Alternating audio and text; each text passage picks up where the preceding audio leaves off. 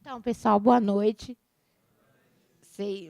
Eu sou Carmen Silva, tá? Sou líder do MSTC, Movimento Sem Teto do Centro, filiado à Frente de Luta por Moradia.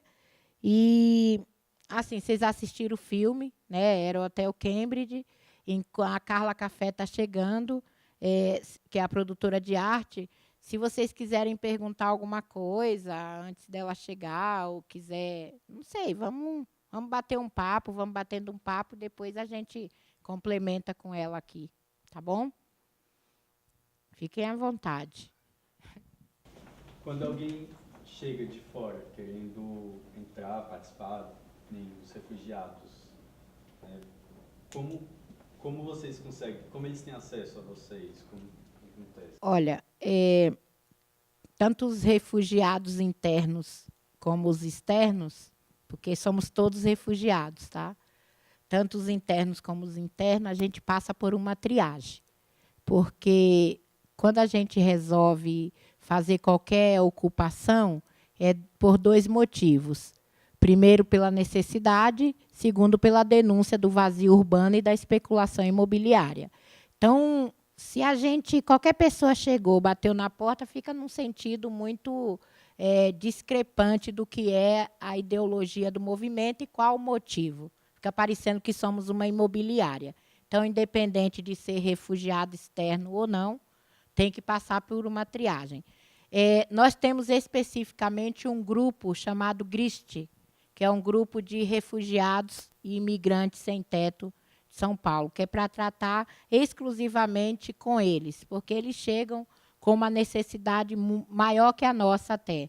Primeiro, pela questão da língua. Segundo, as pessoas que estão na condição de refúgio, eles, no local de origem deles, eles tinham profissão, eles tinham uma casa. Então, quando chegam aqui, eles não têm emprego, não pode alugar uma casa, que até para nós brasileiros é difícil alugar casa, imagina para quem chega de fora, né?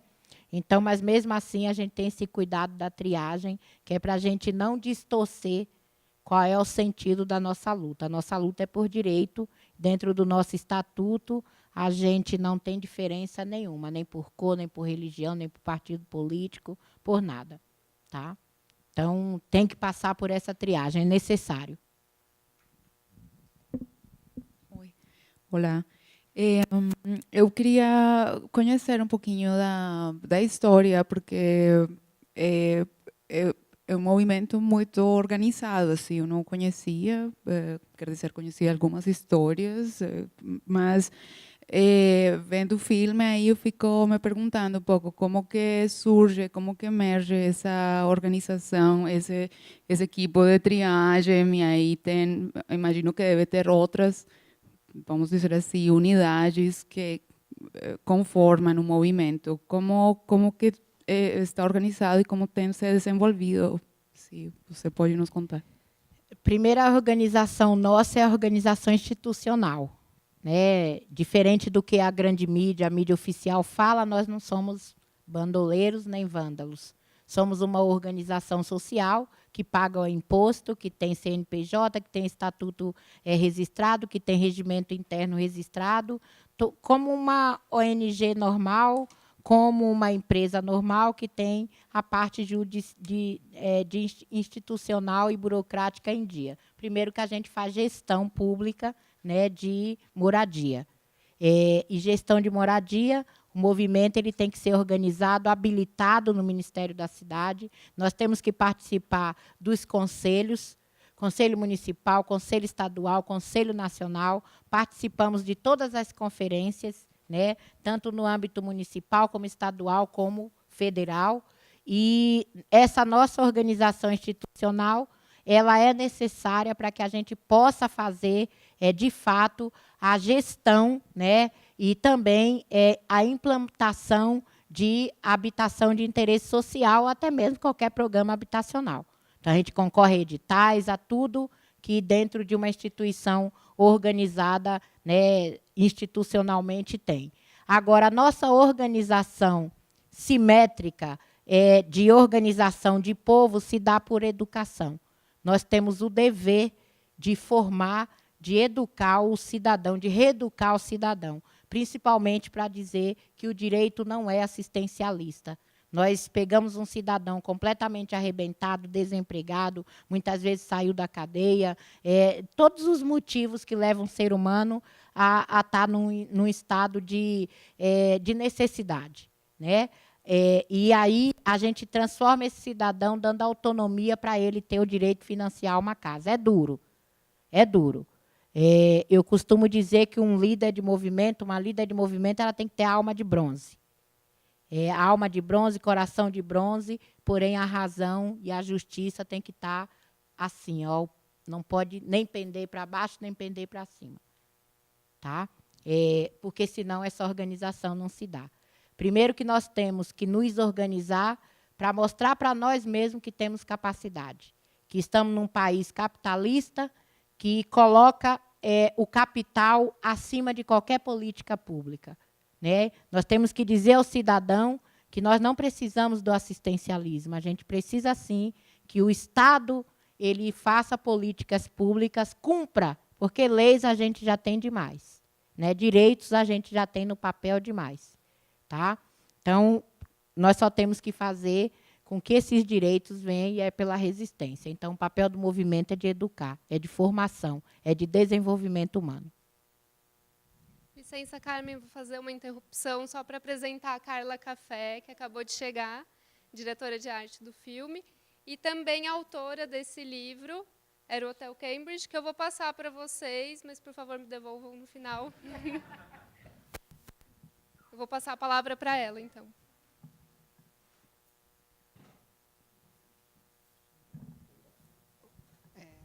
Boa noite, desculpa meu atraso, é porque realmente a cidade está enlouquecida. E eu também fiquei perdida aqui, eu não sabia onde era o Sinusp. Isso aqui é moderno, né? Isso aqui não é da minha época, não. Então, é legal quando a gente conversa, né? Então, eu vou só me apresentar, mas gostaria de ouvir de vocês, enfim, para a gente ter uma conversa, um diálogo. Eu acho que o que eu poderia dizer desse filme, primeiro, é que eu conheci essa grande mulher maravilhosa, nos inspira até hoje. Continuamos no movimento, temos tentado trabalhar várias frentes como artivistas. Hoje, na ocupação 9 de julho, que é uma outra ocupação, a gente conseguiu equipar uma cozinha do Aparelhamento, que é um coletivo de artistas. Inclusive, todos vocês estão convidados para ir agora, no dia 25 de março, nesse próximo domingo, vai ter um almoço. E esse coletivo de artistas convidam alguns cozinheiros, mestres da cozinha, para enfim, fazer um prato. E vai vir o checho. Vocês conhecem o checho? Ele é peruano, comida peruana. E tem sido muito legal esses almoços na ocupação, porque é um momento de encontro, que é muito legal. Em paralelo a isso, a gente também agora está montando uma marcenaria, também fruto desse filme. Depois eu vou contar um pouquinho, mas rapidão, para a gente conversar. E uma marcenaria para ajudar no próprio restauro do edifício. Né? Uma marcenaria que tem sua função também pedagógica, vai dar aulas. E temos uma grande notícia, que é a residência artística. Nós estamos montando uma residência artística dentro do Cambridge.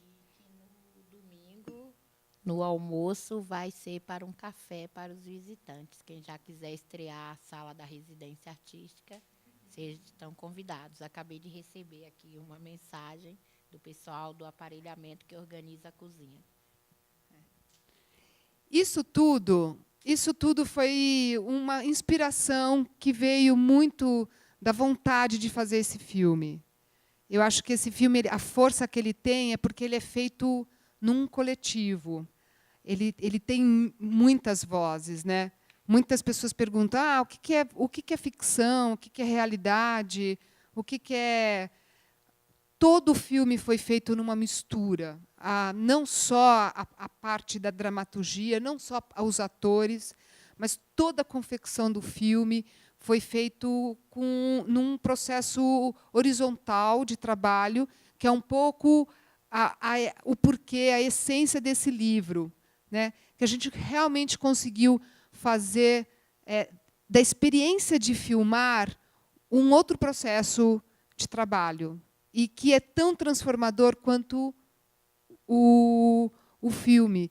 Basta ver que hoje tem vários coletivos de artistas trabalhando em conjunto com o movimento de moradia. E isso a gente começou lá atrás. Desculpa, Carla, mas te interromper, a gente não pode aqui de tirar a figura dos arquitetos, né? É muito importante essa parceria também.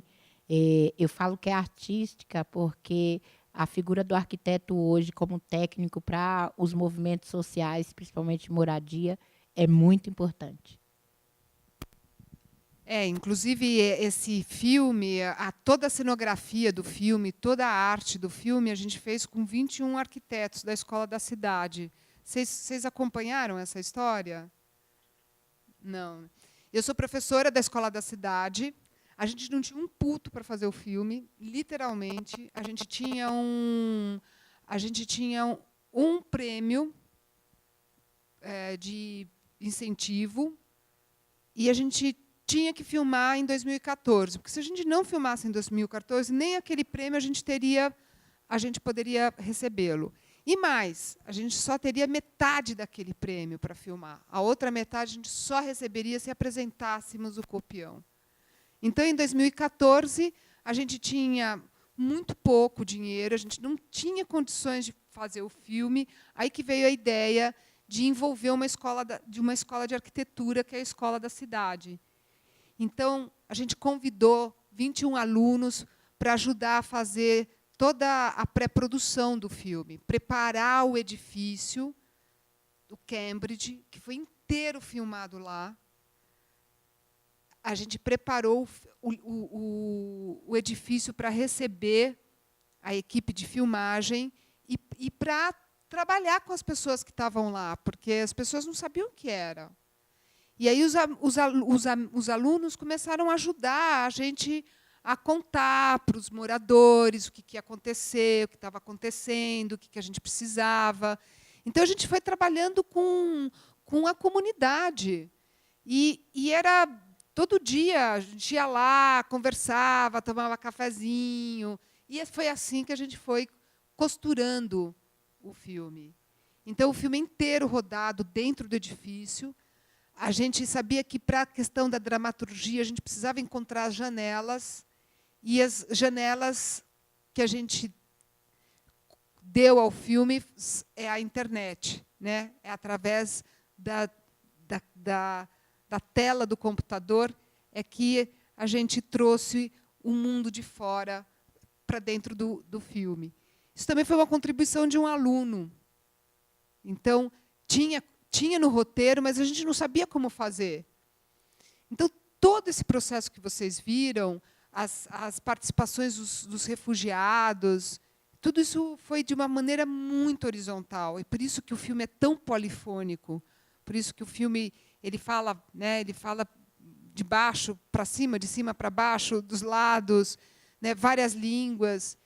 E eu digo que isso realmente foi a forma como a gente fez o filme, a forma como a gente produziu o filme, foi de uma maneira muito diferente e muito transformadora. Acho que eu tenho isso para contar. Vocês, né, vamos abrir para conversar, né? E vocês falarem o que vocês queriam saber.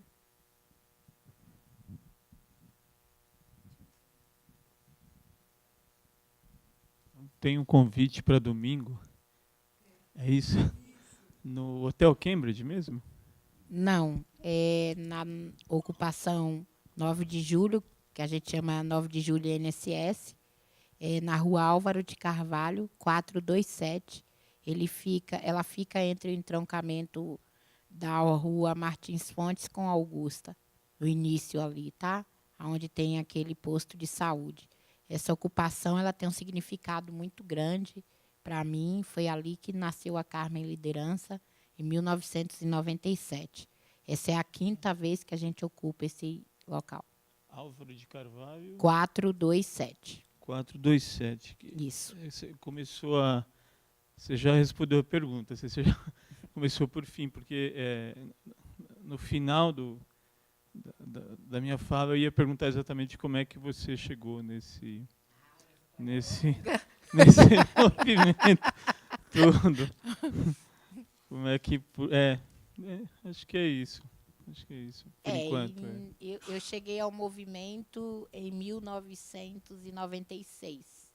Em 97 eu fiz a minha primeira ocupação. Foi ali no Casarão Santos Dumont, na Alameda Cleveland, que hoje é o Museu da Energia. E em novembro de 97, no dia 2 especificamente, a gente ocupou o prédio 9 de julho INSS. Muito emblemático naquela época, né? Foi a partir de uma decisão que nós tomamos, que nós não queríamos mais participar, não que a gente discrimine, não queira, mas nós não achávamos justo trabalhador de menor renda e morar lá no fundão, na Juta, em São Mateus, né, ir para lá, ir para lá, ir para lá, enquanto os prédios estavam vazios, o centro velho de São Paulo totalmente abandonado. Tanto que deu certo que, naquela época, só tinha uma zona eleitoral na região central, né, e hoje são 6 zonas. Você sabe que quem mede a população é o título de eleitor, né? O que eu acho interessante também é entender que o movimento ele é muito organizado e ele estuda os edifícios que vão ser ocupados. Normalmente são edifícios com embrólios, com dívidas monumentais de IPTU, edifícios que não conseguem ser negociados porque a dívida é tão grande, às vezes maior que o próprio valor do prédio.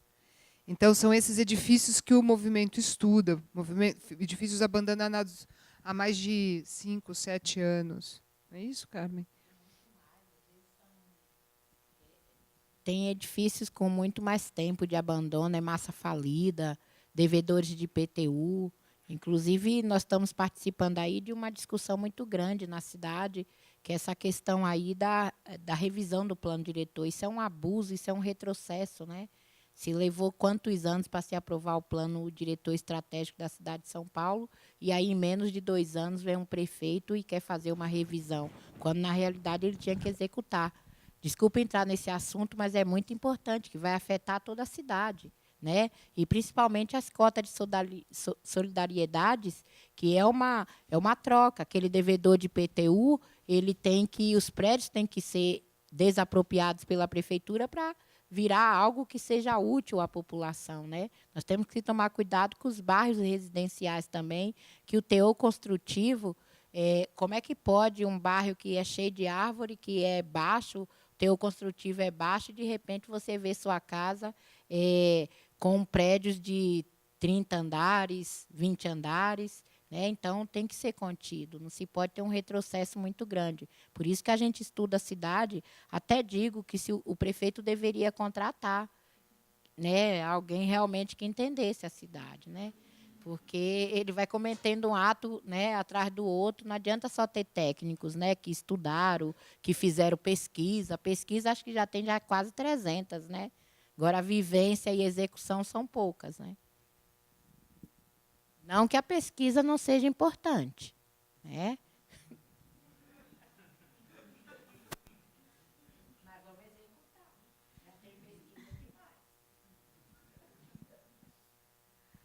Oi, estou um pouco nervosa. Meu nome é Naila, eu sou estudante aqui da USP, eu faço audiovisual e eu entrei agora no curso. E, nossa, esse filme é um tipo de filme assim que eu quero fazer, sabe? me inspirou muito.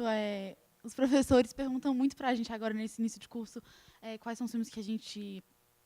que nos inspiram, os filmes que a gente gosta, e agora esse vai entrar para minha lista definitivamente.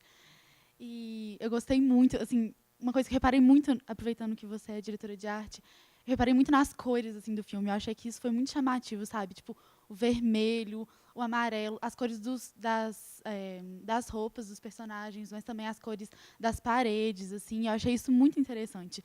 Eu achei o filme muito bonito de ser visto e é uma história, enfim, né? Todo o filme, nossa, não tem mil coisas aqui que eu achei muito bacana mesmo. E as minhas dúvidas, na verdade, são 3, desculpa, mas elas são rapidinhas. Eu queria saber sobre a roteirização, porque é uma área que eu me interesso muito. Como que foi o roteiro? Tipo, vocês de fato fizeram um roteiro ou foi mais no improviso ali? Queria saber se aquele vlog existe e como que está a situação atualmente, porque eu sou de Belo Horizonte, então eu não conhecia a história mesmo. Como que está a luta no Cambridge hoje? Vocês ainda estão ocupando ele? Como que está? Eu vou falar sobre a roteirização. A gente tinha um roteiro completamente diferente desse filme. O primeiro roteiro chamava Lourenço Príncipe e falava sobre a questão dos refugiados, dos imigrantes.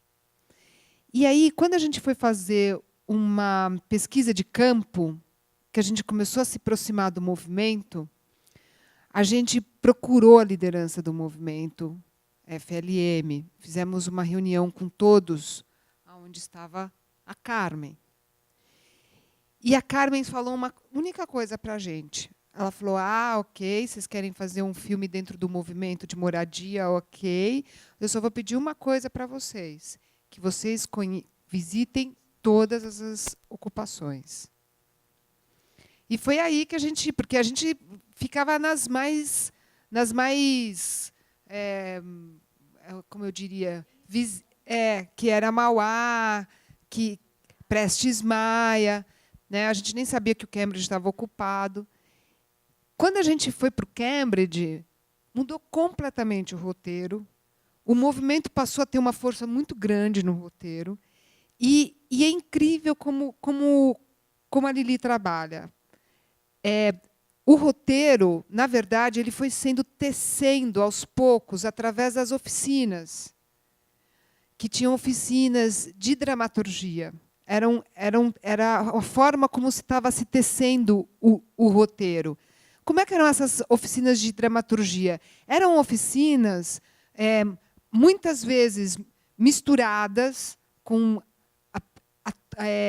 moradores do Cambridge com os imigrantes, os refugiados. A gente fez um chamamento, quem quer participar das oficinas do filme, a gente vai fazer filme, vai aparecer no filme, quem quer vir e tal. Pimba, só aparecia criança. Incrível.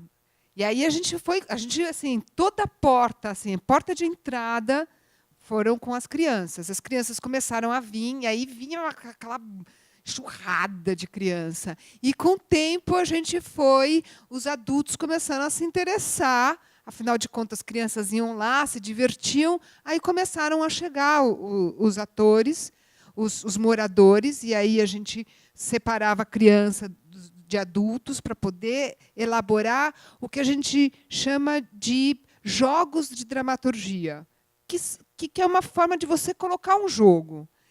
E o mais incrível, gente, o mais incrível, que para mim, além das crianças, outra coisa que para mim marcou muito foi a participação dos refugiados, dos imigrantes, porque tinha o problema da língua.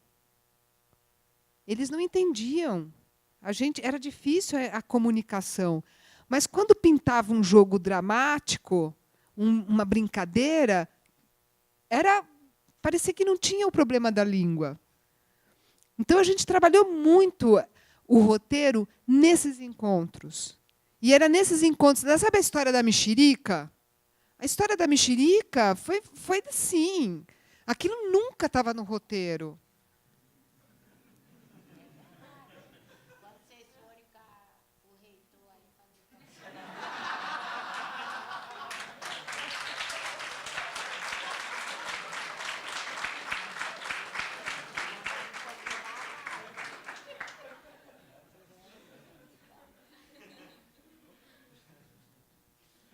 Então foi assim que o roteiro foi se construindo, sabe? Houve uma escuta muito grande por parte de todos da equipe, pelos alunos, pela Lili, pelos jogos dramáticos, e foi ali que ela foi, sabe, que ela foi pegando as pérolas que ela trouxe. Ela depois, no dia de filmagem, era cinemão, não tinha nada de improviso, era filme mesmo, plano contra plano, sabe? O processo de fazer foi muito horizontal, mas o processo de filmagem foi totalmente vertical. E qual era a terceira? A terceira era como está hoje o Cambridge? O vlog. O vlog é uma invenção. É uma invenção, o vlog. E a gente tentou fazer, a gente tem uma página de Facebook, o filme e a ocupação, mas o vlog é uma invenção. Bem, pessoal, o Cambridge, ele hoje é um dos remanescentes do Minha Casa Minha Vida, tá? É aquela seleção que saiu dia 28 de fevereiro, foi selecionado para vir o dinheiro para o retrofit. Nós estamos em processo de desocupação. Inclusive, amanhã, acabei de receber um e-mail aqui, a Caixa Econômica está fazendo uma vistoria, porque nós já entregamos toda a documentação, né, construtora, já contratamos construtora. O Cambridge vai virar o residencial Cambridge de verdade. Vai acontecer um retrofit pelo Minha Casa Minha Vida 1, ainda, entidade, com a participação da gestão do movimento e a demanda participando também, tá? Inclusive, isso é um grande aprendizado até para nós, movimento, porque foi uma luta muito grande, num dos metros mais caros, né, de São Paulo, metro quadrado mais caro que a Avenida 9 de Julho, nós conseguimos fazer com que a gente ganhasse um edital, participasse do edital de chamamento, né, conseguimos tirar o Cambridge, que já era público, né, desapropriado e público, da mão do privado, né, e da mão do privado ele vem, de fato, para o HIS. A gente tem uma história com o Cambridge desde 2004, quando nós tínhamos que atender uma demanda nossa da Prestes Maia, e a gente saiu pela cidade, que é verdade, a gente faz papel de faxineiro e de corretor também, tá? E nós saímos pela cidade procurando o prédio para que a prefeitura comprasse para essa demanda. E aí a gente deparou com o Cambridge, Hotel Cambridge falido, com o senhor Edgar Maluf, que é um primo do Maluf. E a gente levou a proposta para ele: ó, o senhor não quer vender o prédio? Só que, nessa época, o prefeito era Gilberto Kassab. E aí, para nós, ele não falou nada. Quando a gente menos espera, está o Cambridge desapropriado e a nossa demanda morando lá no fundão de Itaquera, nada contra, né? É moradia de todas as formas. Mas aí a gente resolveu, em 2012, ocupar o Cambridge e dizer a ele. Era uma resposta no momento desse governo, que era onde o prefeito Haddad estava assumindo. Então, a gente deu um presente para a Prefeitura de São Paulo naquela época, né? Dizemos para ele que, olha, existem tantos prédios desapropriados, já público e sem função social, abandonado. É um desperdício de dinheiro público, né? Então, por isso que a gente ocupou o Cambridge, e quando a gente ocupou o Cambridge, a gente ocupou com o propósito de revitalizá-lo. É tanto que nós ganhamos a apropriação urbana, o prêmio né, da PCD, e aí, com o filme, deu uma visibilidade imensa, e dizer que o filme, além de dar essa visibilidade, fazer com que o nosso interior fosse para fora, acabasse com esse mito da imprensa oficial, a gente conseguiu também, dentro dessa proposta do próprio filme, criar vários vínculos e criar uma rede, inclusive Jornalista Livre, né? A gente foi fazer uma ação e um dia antes o Jornalista Livre estava se criando dentro do Cambridge, né? A gente também teve uma ação muito grande com os secundaristas, e dizer que, com a arquitetura, então, acho que deu um casamento muito certo, e dizer que nós também aprendemos muito com o filme, né? Nós aprendemos, a gente tinha um problema seríssimo, que era com os muros. A gente vivia preso. E, com o filme, a gente começou a quebrar barreiras, abrir as janelas e dizer ao público: estamos aqui. Então, a gente começou, todas as nossas ocupações a gente abre para as pessoas de fora e a gente não quer mais viver enjaulado, que quem passa nos prédios aí abandonados, você vê sempre um muro, né? Que a gente chama o muro da vergonha, que é a própria prefeitura quem constrói. E todo prédio que a gente entra, a gente resolveu, depois do filme, abrir esses muros e dizer ao povo, podem vir, que a gente está aqui e venha nos conhecer. Então, o Cambridge agora, amanhã com essa vistoria, passando a vistoria, a gente tem uma complementação de documentação, que é a construtora quem vai passar, e brevemente a gente já está com os tapumes e com nossa placa lá, dizendo aqui se constrói mais 121 unidades retrofit. Tá certo?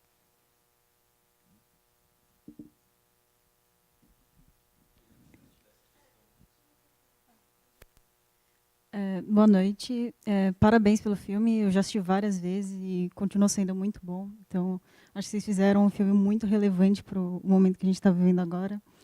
Eu queria saber da Carmen como é que é a participação dos refugiados ou dos imigrantes no movimento de moradia, porque fala que tem citações do filme falando que vocês precisam participar do movimento de base, vocês também precisam para as festas. Então, eu queria saber qual que é o tipo de participação deles no movimento, se é uma participação plena, assim como de um outro brasileiro.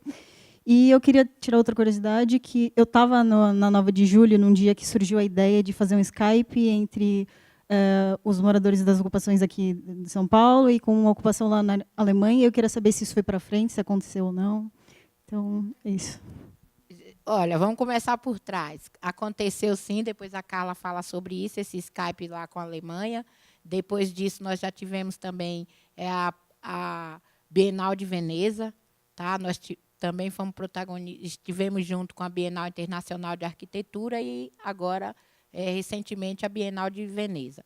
Olha, tudo o que você ouviu no filme é realidade.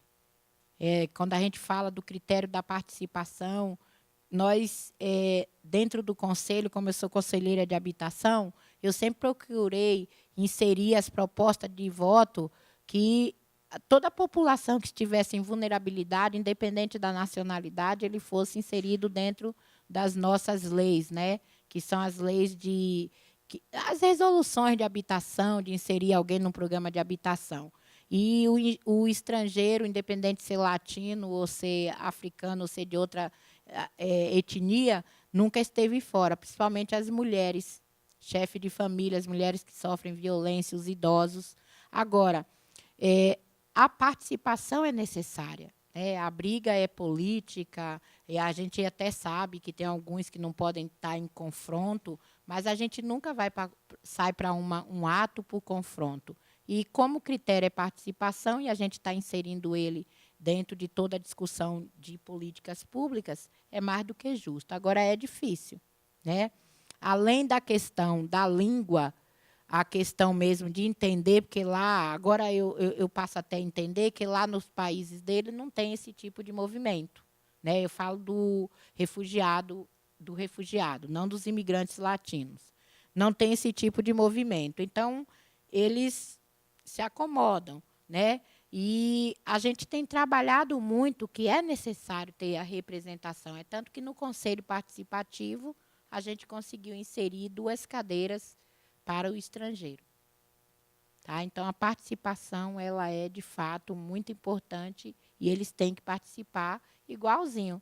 Porque, quando a gente faz a luta, a gente não discrimina. Isso faz parte do estatuto. Tá? Não existe discriminação racial. Infelizmente, nós lidamos com... Se o machismo no Brasil ele é gritante, você imagina da cultura que é extremamente machista, como é que a gente lida com isso também. Tá? Então, tem muita discussão de gênero, tem muita briga, né, Carla? Muita briga. Se não tiver briga, não é bom, né? Tem muita briga, né, justamente para estar inserindo. Né? E a gente vê que as mulheres, como nós, aqui brasileiras, as mulheres são mais... Elas estão mais, assim, gritante, que ela quer, né, de fato, acolher a família. Então, as mulheres são mais impetuosas, são mais dinâmicas. O homem ele é meio descansado, vão muito para a igreja. Eu falo assim, domingo de manhã, 5 horas, todo mundo na igreja. Durante a semana, meio-dia, todo mundo dormindo. Né? Eu falo muito isso para eles.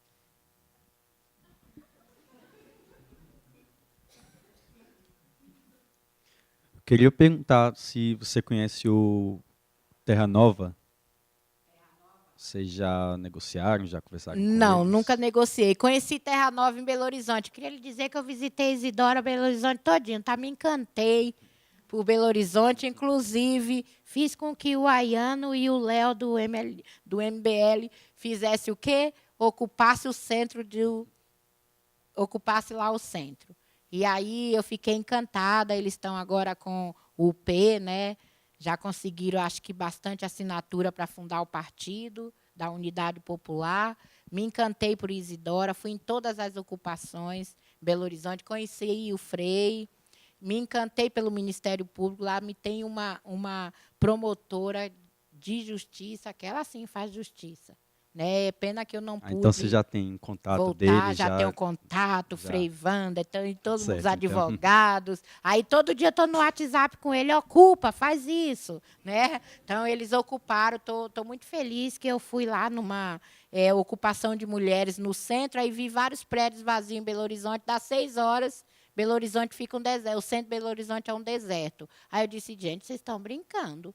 Né? Traz o povo de Isidora, vamos ocupar aqui Belo Horizonte, aqui o centro inteiro. Tem que ocupar o centro. E de lá para cá, eles já ocuparam 2 prédios no centro BH.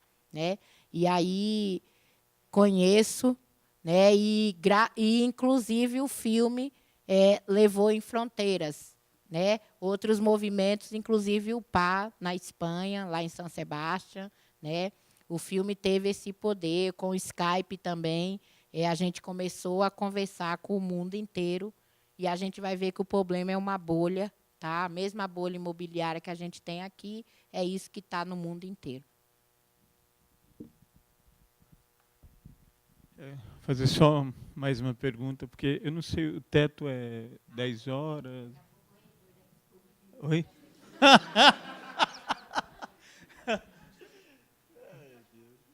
Então...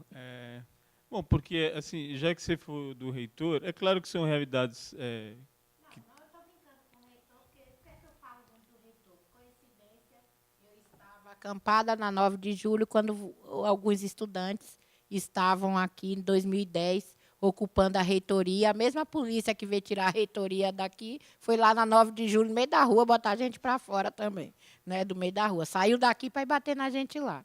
Né? Eu sempre me ligo junto ao reitor, pelo amor de Deus. Né? É ele que chamou a cavalaria. Sim, é isso mesmo.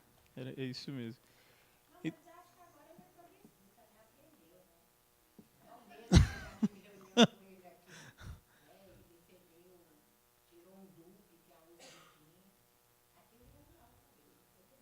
Sim, agora, enfim, muda os reitores, as questões vão ficando, vão se agudizando. Né? Então, assim, assim, eu gostaria de ir mesmo nesse almoço no domingo.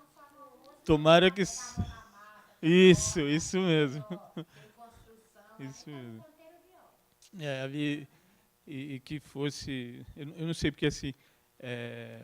Quando eu estou dizendo isso, é porque assim, eu participo do movimento de saraus aqui na cidade, e exatamente nesse dia a gente tem um sarau às 15h, na esquina da Paulista com a Peixoto Gomide. A gente chama de Sarau da Paulista. E a gente faz uma roda de poesia na calçada, que também surgiu na mesma época em que teve o fechamento da Paulista para os carros, né? E a abertura para as pessoas como um grande parque, como um lugar para essas pessoas caminharem, enfim. E tem várias atrações artísticas. E a gente achou que poderia construir um espaço de poesia ali. E aí, assim, é coincidência, mas eu quero ir nesse dia 25. E aí, quando você for no dia 25, você volta e leva todo o sarau para lá. Exatamente, tá? você já dá a volta. Porque eu estou sempre ali na Paulista também. Eu estou tentando pôr o carro na pista, você já deu a volta, é isso mesmo. É isso já mesmo. deu a volta e já estamos lá. Né? A gente costuma mesmo, andar muito também. Né? Até já passei pelo sarau, que eu estou sempre ali na Paulista também, né? Mas não tem polêmica. Né? Muitas vezes eu fui quando tinha um boneco do Lula lá, né? Quem estourou o boneco fui eu, né? né? Os caras malhadão, né? Tudo doido. Mas a gente conseguiu furar e furamos por 2 vezes o boneco na Paulista. A última foi na Barra Funda, né? Mas conseguimos furar, não pela figura do Lula, mas tinha que furar o pato também, né? Sim, claro. Né? Não adianta só pagar o pato, né? Eu acho que é muito fundamental falar desses movimentos em que a rua é aberta, né? Você vê que a Paulista se tornou um local de visitação. Quantas pessoas, quando eu falo do trabalhador de menor renda que vive lá no fundão, gente, ele vive sem direito à cidade. E quando se abre essas coisas assim, ele dá o acesso. A mobilidade urbana também é uma coisa que a gente tem que discutir muito, o acesso das pessoas.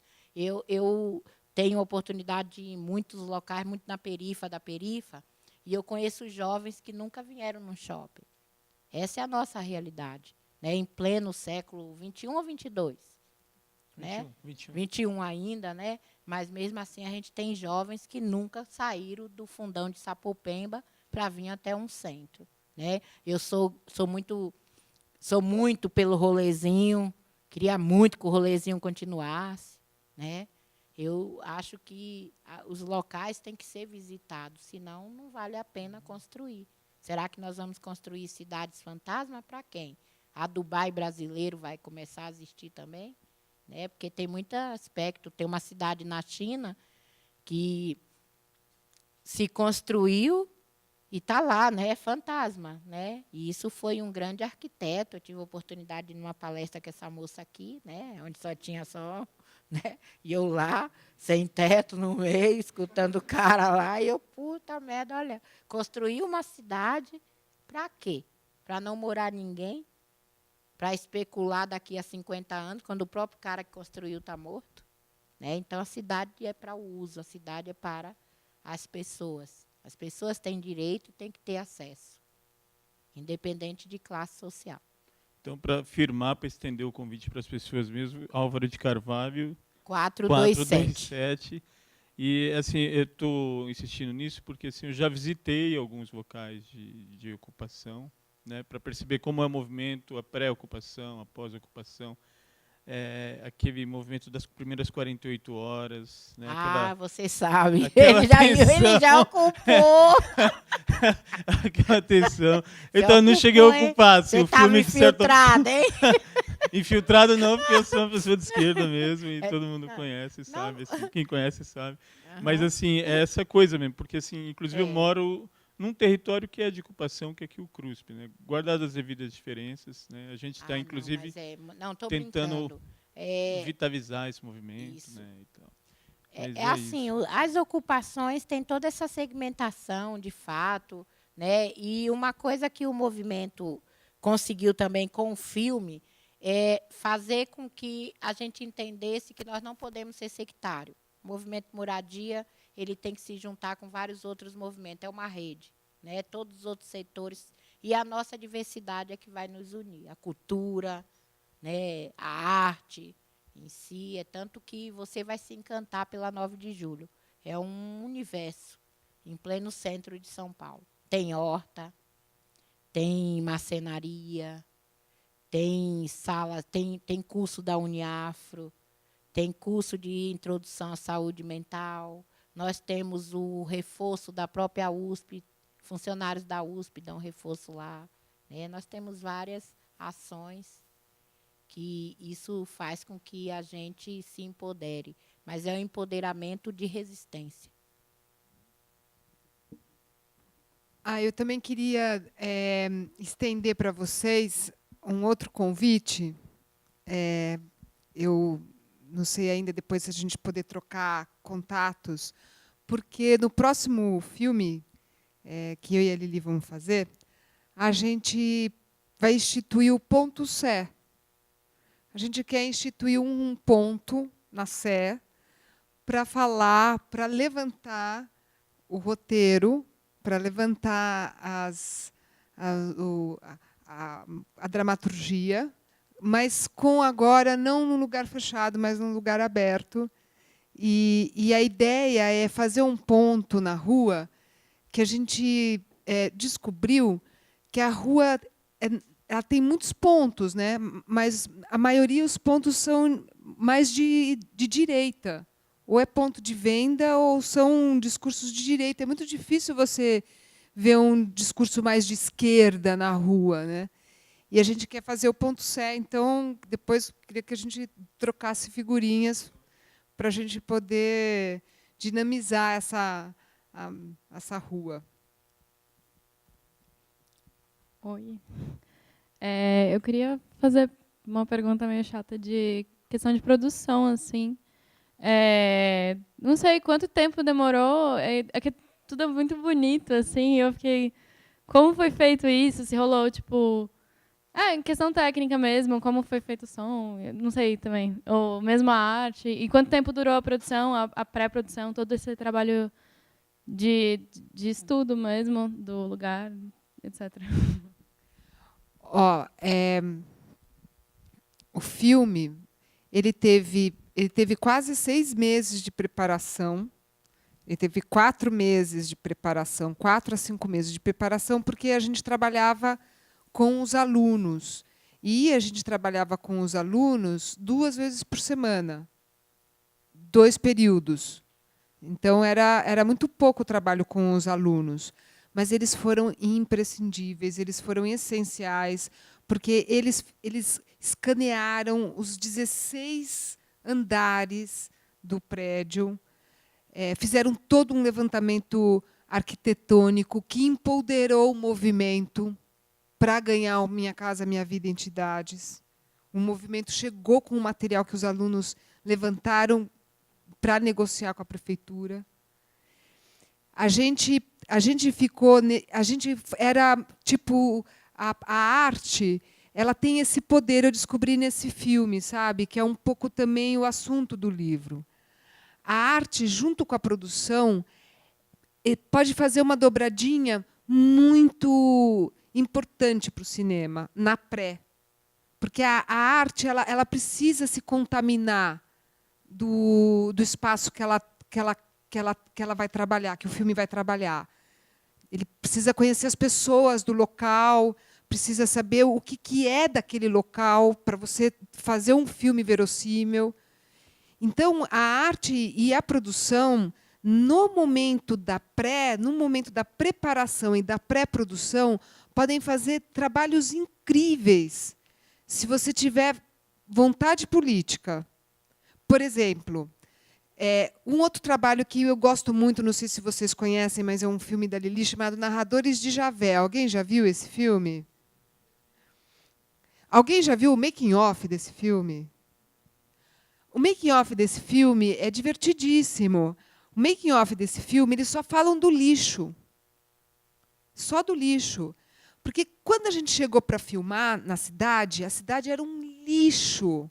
A cidade era subdistrito de uma outra cidade e ela não tinha retirada de lixo há mais de 9 anos.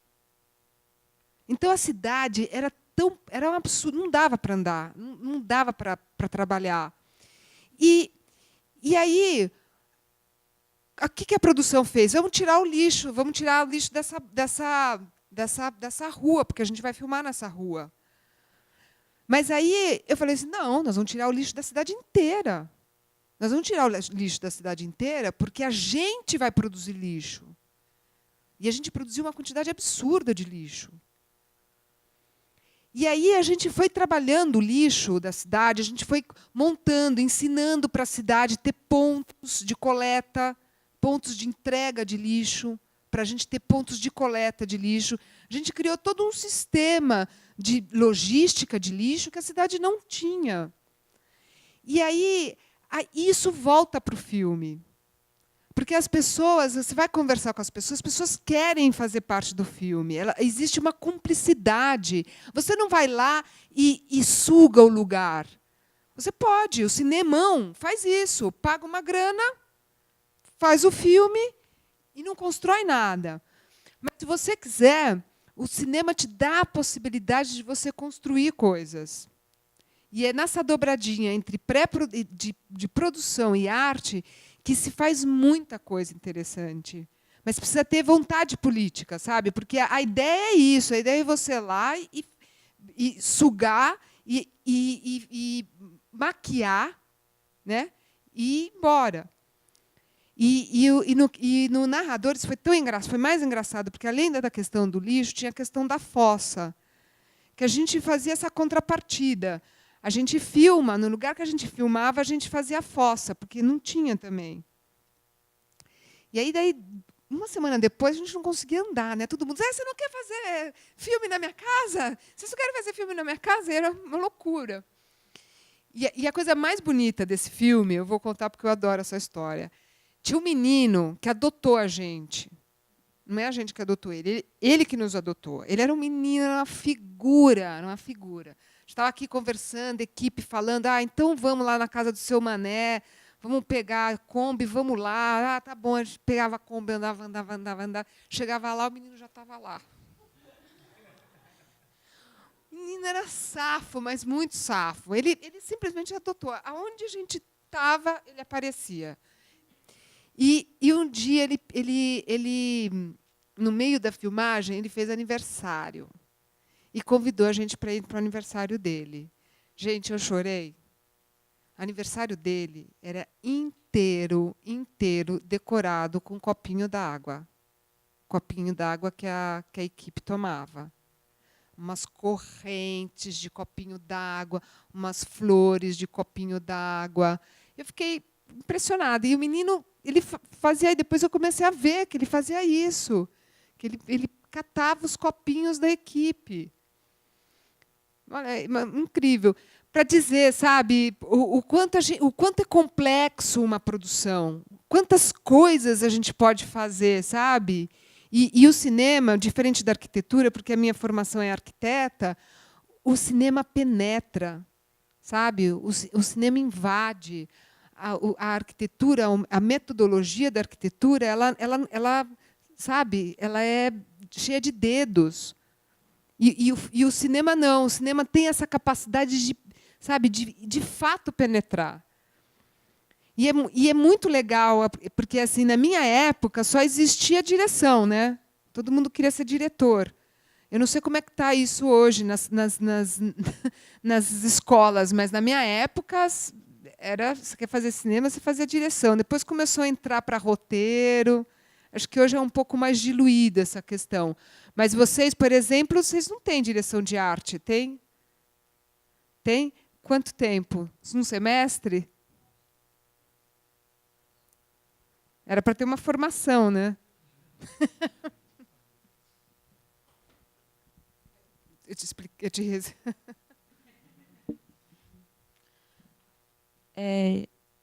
Nessas ocupações, muita gente de vários lugares aparecem lá e tal.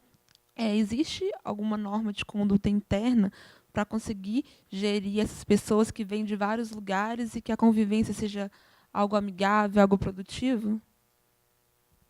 Sim, existe o regimento interno, que é um regimento onde se tem a conduta, né? E o principal é respeitar e ser respeitado. Nós não aceitamos droga, nós não aceitamos bebedeira, a gente não aceita homem que bate mulher, mulher que bate homem.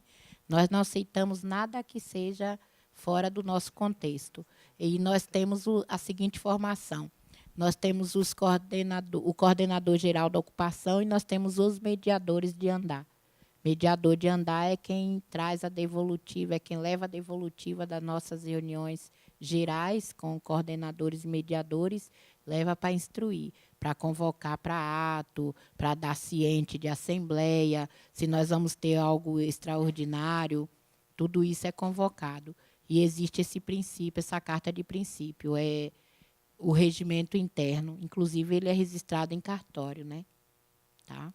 Porque é uma Babilônia as ocupações, são gente de tudo quanto é, né? Assim, não gosto de falar esse termo espécie, mas nós temos também um termo moral, né?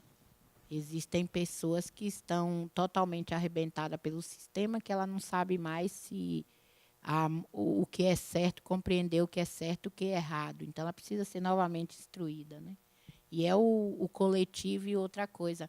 As ações coletivas, cozinha, a limpeza dos corredores, participação dos mutirões, tudo isso faz interagir, as pessoas se conhecerem. Então, vai crescendo aquele respeito. Boa noite. Primeiro, eu quero parabenizar pelo filme, é lindo, realmente. E acho que a questão o que me chamou muita atenção depois que terminei de assistir a primeira vez é essa interação. Você não sabe o que é verdade e o que é assim, o que é contra, tipo, um ator e um morador de fato. Então, acho que isso para mim pegou bastante. E quando você fala questão do roteiro, você já tinha um roteiro pronto antes de ir para lá, e aí chegou lá, o roteiro mudou completamente. Como é que foi essa transição assim de produção de um novo roteiro e de uma nova história? Eu imagino, talvez não fosse a mesma. E se você ficaram preocupados nesse momento de... porque o roteiro, eu acho que ele traz uma segurança, né? Tipo, você sabe do que você vai filmar. E aí, na hora, ele muda, e aí você tem que, talvez, uma coisa meio viva, se adaptar. É sempre um risco, né? Na verdade, eu acho que o roteiro ele tinha uma espinha dorsal. Ele tinha espinha dorsal e ele tinha, em alguns momentos, ele conseguia elucidar questões que foram lapidadas nas oficinas de dramaturgia. Então, não é que no filme o roteiro mudou completamente, não. Tinha a figura, por exemplo, da líder, mas não era a Carmen, era a Yolanda. Né? E a Yolanda falava aquela coisa previsível, aquela coisa que você constrói. Não tinha a voz da Carmen. Porque isso é uma coisa muito, eu acho, muito importante num filme, é você dar a voz. O que acontece muito, e não é só no cinema, eu acho que nas artes em geral, é você se toma no lugar de falar pelo outro. Sabe? E enquanto que, para você dar voz ao outro, você precisa ter uma escuta. E a sensação que eu tenho hoje é que está todo mundo falando, ninguém está se ouvindo. Blá, blá, blá, blá, é o WhatsApp, é o Facebook, está todo mundo se falando. Mas alguém de fato está se ouvindo? A gente está de fato ouvindo o outro?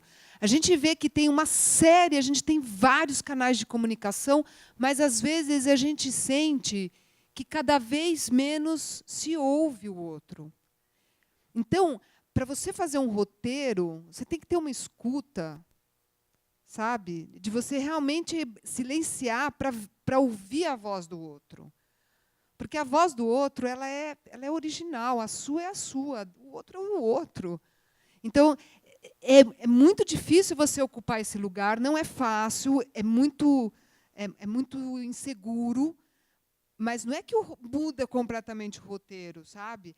A espinha dorsal ela sempre se manteve o mesmo.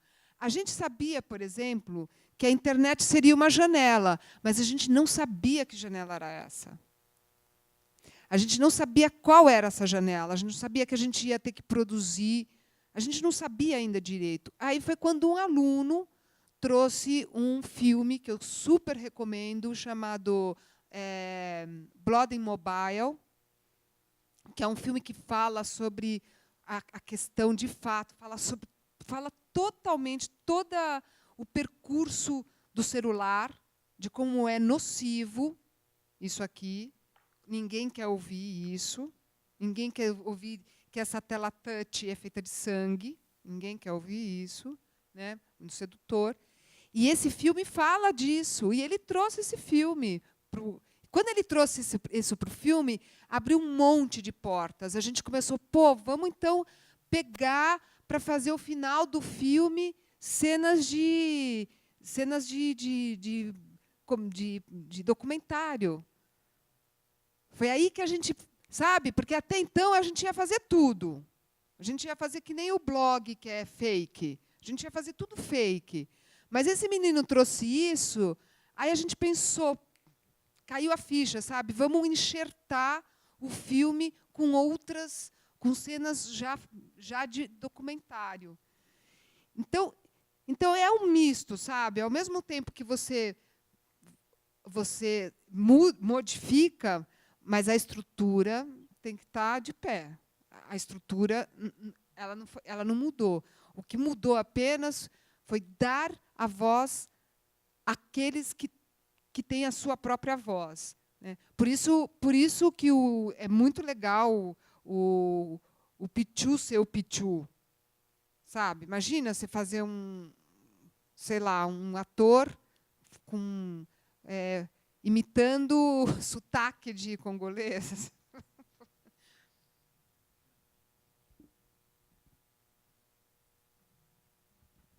Boa noite. Primeiramente, parabenizo também pelo trabalho. E minha pergunta vai em relação ao final do filme, né? Que seria uma invasão policial a uma ocupação. Só que não no filme, numa realidade mesmo. Eu queria saber, embora mediamente mostre algumas coisas, eu queria saber realmente o que acontece numa situação dessa, onde tem criança, tem idosos, tem talvez pessoas doentes na ocupação, e aí vem o militar invadir. Tipo assim, um caos generalizado, ou há um diálogo, enfim, como que ocorre? Quando a gente chega ao extremo da reintegração, a gente já recebe do oficial de justiça a determinação de um juiz que fala assim, ó, reintegre-se com força policial. Então, o juiz já determinou. E se o comandante da área não cumprir, ele vai preso. Então, você vê como é nocivo o Tribunal de Justiça, que deveria fazer a justiça e muitas vezes não faz, né? Aí, quando acontece aquele fronte, como aconteceu no filme Aquilo Foi Real, nós procuramos todos os meios de diálogo. É tanto que a gente entra com recurso, a gente vai até a prefeitura, a gente tem uma reunião no comando, mas o comando já vem oficializado que ele tem que fazer aquilo, né? E, infelizmente, quando ele sai com aquelas bombas de gás que dizem que não é letal, mas é letal sim, porque atinge a muitos, quem é que aguenta tomar aquilo. Mas se nós não fizermos essa denúncia, né, como que o mundo vai saber que nós somos tratados dessa forma, né? Que trabalhador batendo em trabalhador, mas nem todas as reintegrações acontecem dessa forma, né? Que a gente procura evitar ao máximo que as famílias sofram. E tem hoje, a gente conseguiu aí em várias frentes, com o próprio Ministério Público, algumas frentes de mediação de conflito, né? Hoje tem no Tribunal de Justiça o GAORP, tem também dentro da própria prefeitura uma equipe de mediação. A gente procura ao máximo o movimento organizado de não chegar àquele fronte, né? Mas tem momentos que, infelizmente, acontece daquela forma. Por exemplo, nós estamos vivendo uma intervenção militar. E a intervenção militar é visível no Rio, mas a gente já sofre aqui faz tempo, desde as passeatas de 2013, né? Quando a gente tem repórter cego pela bomba, pela bala de borracha, né? Quando a gente tem a dispersão de estudantes, quando está, né, com bomba de gás, tudo aquilo que acontece na rua acontece conosco também. Eu queria falar uma coisa, e aí, Carmen, por favor, me corrija. Esse ano, a gente acompanhou a reintegração, a não reintegração de Poços da Mauá. E isso, gente, das nossas maiores armas de defesa foi a rede, que a gente trabalhou com a linguagem do audiovisual e a gente espalhou a linguagem do audiovisual. Eram pílulas e isso provocou a organização e isso provocou que a Mauá não fosse reintegrada. Eu estou falando isso porque assim, o audiovisual pode ser uma ferramenta muito poderosa. E assim, eu senti isso com esse filme, mas eu senti muito com a Mauá. Eram pílulas de 3, 5 minutos que se pôs na internet e muita gente foi mobilizada por conta disso, ao ponto do município voltar atrás. Então, assim, é incrível, sabe? Quando a gente quer essa ferramenta, o audiovisual, não sei nem se fala isso, multimeia, eu já nem sei mais como é que fala, me sinto uma troglodita aqui. É muito poderosa, principalmente nos dias de hoje, sabe? Que você manipula, você filma com celular, você edita. Gente, isso é uma arma tão poderosa. E eu acho que trabalhar nesse limiar, sabe, da arte com os movimentos sociais é uma possibilidade muito grande, ainda mais nos dias de hoje. Eu acho que a gente precisa se apropriar disso, sabe? Isso tá aí, a gente só precisa se apropriar disso. É verdade. A rede, trabalhar em rede, né? Então, isso faz com que até iniba um pouco essas ações trogloditas da própria polícia, né? Quando se dá visibilidade à causa, né? À luta. Nosso tempo está acabando, então vou juntar as últimas perguntas e a Carla e a Carmen fazer as considerações finais, pode ser? Último aqui. O que eu queria perguntar era se depois que, por exemplo, é que no filme falava um pouco isso, tinha a ocupação do Hotel Cambridge e lá já tinha pessoas que estavam morando lá. E aí eles foram ocupar outro prédio para outras pessoas morarem. E depois eles voltariam a morar ali. E aí você falou que depois esse Hotel Cambridge virou habitação social. E aí eu queria saber se as pessoas que moravam lá são as que receberam essas unidades de habitação social e continuaram morando lá. Então, como nosso critério é participação, a maioria que está morando no Cambridge são esses que vão voltar. Mas a gente tem uma fila de pessoas que já participam do movimento e que muitas vezes optam por morar ainda no aluguel ou como família, mas que participam de tudo. Então, quando a gente tem um empreendimento desse, é justo a gente contemplar também as pessoas que estão lá atrás. Tá? Mas a maioria das famílias, 87 famílias, são moradores do Cambridge.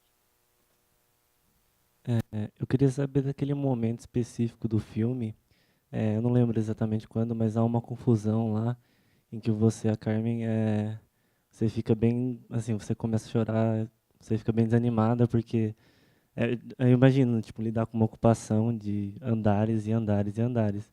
E que nem ela falou, ter que lidar com conflito e o pessoal não ouvindo, discutindo. Mas saber de você mesmo, aquele momento que ela falou, que se você desanimar, todo mundo desanima. Uma ocupação de 10, 20 andares cai abaixo e uma pessoa desanima. E da onde, no caso, você tira a força quando tudo meio que está ali nos seus ombros, tipo, você olha e sim, você tem que tirar forças do além, assim, da onde você tira a força para continuar, para não desistir, porque se você falar, foda-se, se virem, todo mundo se perde. E como é que você aguenta tudo isso? Sozinho, Eu não assim? sei te explicar, acho que eu sou louca. Eu não sei explicar de onde vem essa força, mas eu olho para uma coisa, eu aprendi que tudo tem que ser no coletivo. E o meu problema, ele não pode ser maior do que o dos outros, né? Se a gente começa a olhar muito para o meu eu, para o meu umbigo, a gente se torna um fascista. E é isso que o sistema nos torna. Fascista sem a gente querer ser uma pessoa fascista. Que a gente é muito voltada para o meu eu, para o meu interior. E quando a gente vive no coletivo, a gente começa a compreender que é um que segura o outro. Então, acho que a força da Carmen vem daí, vem do coletivo, vem de saber que tem pessoas que têm problemas igual a mim, saber que tem pessoas que estão na mesma necessidade, que precisam também ter oportunidade de aprender, de fortalecer, né, de se fortalecer. E a rede tem esse papel, o coletivo tem esse papel do fortalecimento.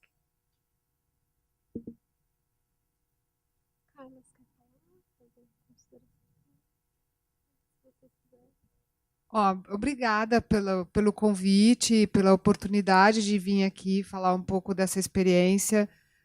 O Hotel Cambridge foi um case mesmo. O livro ele tem uma versão de e-book que vocês também podem achar na internet. É um e-book. Ele tem várias entrevistas, uma muito legal que fala de processos criativos da Carmen e da Lili no final do livro. E dizer para vocês que fazer cinema é muito bom, realmente. Todos aqui são alunos de cinema? Ah, não? Tem letras aqui?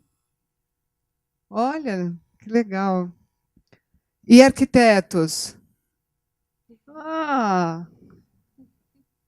Poxa, muito legal. Bom, é isso. É isso. Obrigada pela atenção. Olha, gente, as considerações finais é dizer que vocês têm em mãos um instrumento muito forte, que é o filme, e dizer que para vocês jovens, para nós é gratificante quando vocês estão aqui num horário desse, numa chuva dessa, né? E vendo um filme que é totalmente progressista, que mostra uma realidade que muitas às vezes não quer enxergar, que são a nossa realidade, a realidade de vocês mesmo, né? Mas pelo um sistema, a gente começa a se distanciar da nossa própria realidade. E é bom e dizer para vocês que esse movimento está aberto a todos que queiram participar, porque, afinal de contas, todos nós somos sem tetos, né? Quem não tem casa, não tem moradia, mora com pai, mora com mãe, né? Precisa financiar a sua casa também, né? Tá? Então venham participar, tá? Tá bom? Né? Morar com pai, morar com mãe não é ter teto, tá certo? Pagar aluguel não é ter teto, né? Tá bom? E as nossas ocupações estão abertas, tá? Podem ir visitar, podem ver. Lá tem briga, lá tem tudo, como uma casa normal, tá?